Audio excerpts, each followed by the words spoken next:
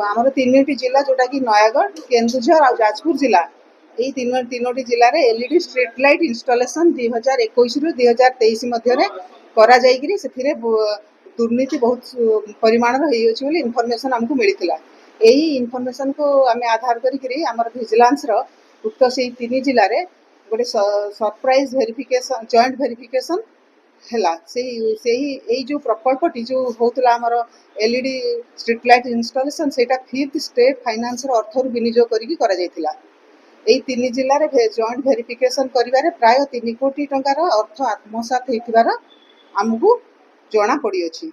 एही मामला संपृक्ति अभियोग ओडिशा विजिलेंस द्वारा 3 जन कंट्राक्टर नाम रे 3टी केस रजिस्ट्रेशन होइछि आउ सेमान 3 जन को आज हमर अरेस्ट करा जाइछि आ तांको कोर्ट चालान मध्य करा जाउछि।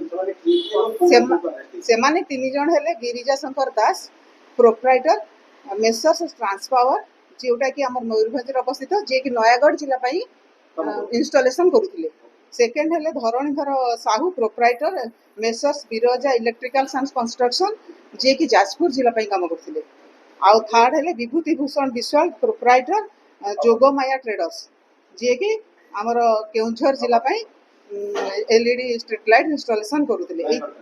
हाँ केउझर जिला से करते नयागढ़ जिला करते गिरिजा शंकर दास ये 3 जन को ना केस होती आ 3टी केस रजिस्ट्रेशन होकर से अरेस्ट करा तदंत चालू रही।